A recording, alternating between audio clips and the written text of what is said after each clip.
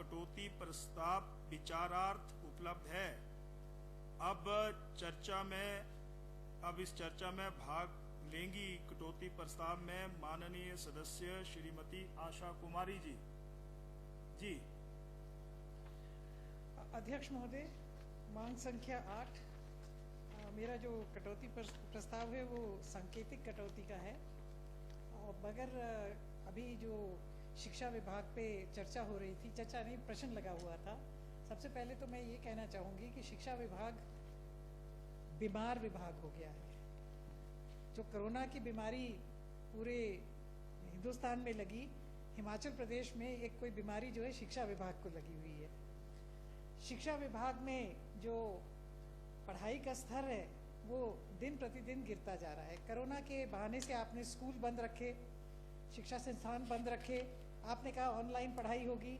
जो private schools थे उन्होंने फिर भी कुछ प्रबंध किए, मगर जो आपके गवर्नमेंट स्कूल के सेक्टर के स्कूल्स हैं, वहाँ के मैक्सिमम स्टूडेंट्स जो हैं उनके पास ना स्मार्टफोन थे और ना ही जहाँ स्मार्टफोन किसी के पास अवेलेबल भी था तो वाईफाई की सुविधा वहाँ पे हमारे इलाकों में उपलब्ध नहीं थी। तो शिक्षा का स्तर जो है ये बहुत ही ज़्यादा इन पिछले 2-2.5 सालों में गिर गया है। अभी स्कूल चालू हुए हैं और हम देख रहे हैं कि जो बच्चे तीसरी चौथी क्लास की पढ़ाई जिनको आनी चाहिए थी वो अभी पहली क्लास लायक भी नहीं हुए हैं। आप इसको किस तरह से गुणवत्ता इसमें बढ़ाएंगे, इसके बारे में आप बताएंगे। मेरी तो सांकेतिक कटौती थी, मगर मैं आपसे एक बात कहना चाहूंगी। रोज जो हमारे प्रश्न लगते हैं उसमें वैकेंसीज की बात आती है। आपने वैकेंसीज को रैशनलाइज करने के लिए क्या कदम उठाए हैं? जब आप कोई रैशनलाइजेशन करोगे, किसी इंस्टीट्यूशन में सरप्लस में जो है वो लेक्चरर्स या टीजीटीज या दूसरे टीचर्स बैठे हुए हैं और आप कहते हैं कि दूसरे जो हमारे इंटीरियर के स्कूल्स हैं, जिसमें शायद आपके भी आते होंगे कि कुल्लू भी काफ़ी हार्ड एरिया है, मगर स्पेशल जो हमारा एरिया है, तो आप अपनी जो नीति है जब आप भर्ती करते हो, आप ये कंपलसरी क्यों नहीं करते कि पहले जो आपकी फर्स्ट पोस्टिंग होगी जिसकी भी होगी उसको 3 साल कंपलसरीली जो है हार्ड एंड ट्राइबल एरिया में लगाने पड़ेंगे। आपकी नीति नहीं है इसलिए लोग ऐसा करते हैं। आपकी नीति नहीं है, आपकी कोई नियत ही नहीं है हम लोगों के प्रति। प्रिंसिपल खाली, लेक्चरर खाली, टीजीटी खाली, हर कुछ खाली। तो आप कोई नीति ठीक अपनी कीजिए।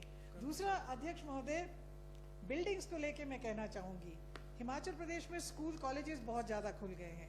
आप एक मैपिंग करिए जिलेवार मैपिंग करके ये देखिए कि कहाँ कहाँ स्कूल की बिल्डिंग्स, कॉलेजेस की बिल्डिंग्स नहीं बनी है, कहाँ कहाँ लैंड अवेलेबल है, कहाँ कहाँ लैंड अवेलेबल नहीं है। अब आपका एक्सपेंशन का जो पीरियड है वो ऑलमोस्ट ओवर है।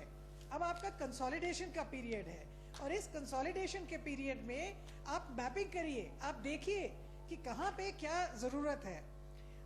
अध्यक्ष महोदय, मैं ये कहना चाहूंगी यूनिवर्सिटी को लेकर के, आपकी यूनिवर्सिटी, हिमाचल प्रदेश यूनिवर्सिटी को भी बीमारी लग गई है। आपकी यूनिवर्सिटी में जिस तरह से भर्तियां हो रही हैं वो मुझे लगता नहीं है कि इस तरीका सही है। मनमर्जी, बैकडोर, चाहे वो चोर दरवाजे से, चाहे वो क्वालिफाइड है या नहीं है, क्वालिफिकेशंस चेंज करके, यूजीसी के जो लेट डाउन नॉर्म्स है उनको चेंज करके यूनिवर्सिटी में भर्ती हो रही है। और आपकी यूनिवर्सिटी ने क्या किया? बच्चों ने आवाज उठाई कि यूनिवर्सिटी की लाइब्रेरी खुली होनी चाहिए। लाइब्रेरी खुली होने के लिए आपने बच्चों को एक्सपेल कर दिया। ये कहीं सुना है हमने? ये कहीं पूरे विश्व में कहीं हुआ होगा कि बच्चे ये कहें कि हमने यूनिवर्सिटी की लाइब्रेरी खुलवा करके वहां पढ़ाई करनी है, और आपने जो है उल्टा बच्चों को एक्सपेल कर दिया।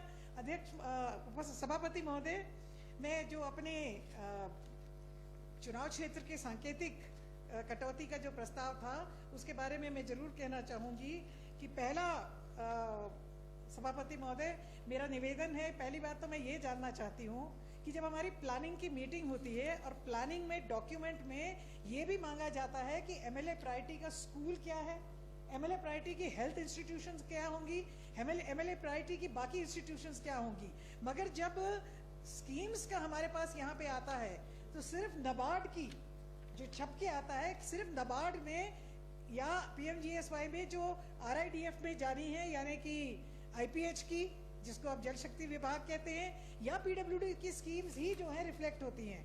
मैं ये जानना चाहती हूँ कि इतने 5 साल से जिन स्कूल की बिल्डिंग्स के बारे में हमने कहा वो कहाँ गई, कॉलेज की बिल्डिंग्स के बारे में हमने कहा वो कहाँ गई, हेल्थ की जब बारी आएगी उस पर भी चर्चा करेंगे।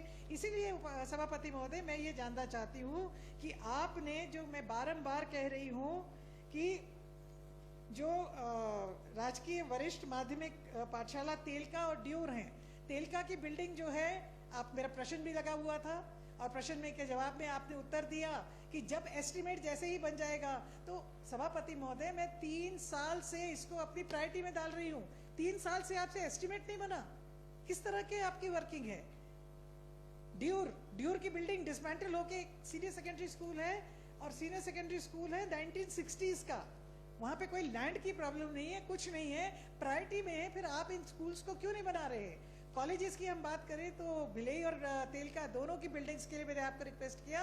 तेलका की बिल्डिंग के लिए मैंने जो आपको फॉरेस्ट क्लियरेंस के पेपर्स भेजे हैं, मेरा आपसे अनुरोध होगा कि इसके फॉरेस्ट क्लियरेंस के लिए जो सीए के लिए आपने 36 लाख के करीब पैसा देना है, वो विभाग जो है जल्दी जमा करे।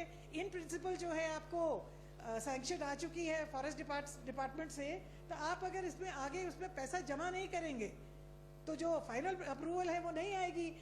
इसी तरह से अध्यक्ष महोदय, मैंने सभापति महोदय, मैंने निवेदन किया था कि भलई में जहां लैंड अवेलेबल है, सब कुछ अवेलेबल है, साइंस ब्लॉक बनना है। अब साइंस ब्लॉक नहीं बनेगा तो लेबोरेटरीज नहीं होंगी, सारा कुछ नहीं होगा, तो साइंस की क्लासें गुणवत्ता से कैसे चलेंगी? तो मैंने 3-4 साल से निवेदन कर रही हूँ कंटिन्यूअसली कि साइंस ब्लॉक जो है 5 साल से, क्योंकि जिस साल हमारी सरकार बदली उस साल उसका शिलान्यास जो है वो हमने किया था, मैंने ही किया था, तो अभी तक उसके आपने पैसे नहीं दिए, और आप हमसे प्रायोरिटी मांगते हैं, हम आपको प्रायोरिटी देते हैं, ना किताब में आता है, ना बजट में आता है, ना उसका कोई आता है, ना कोई पता है।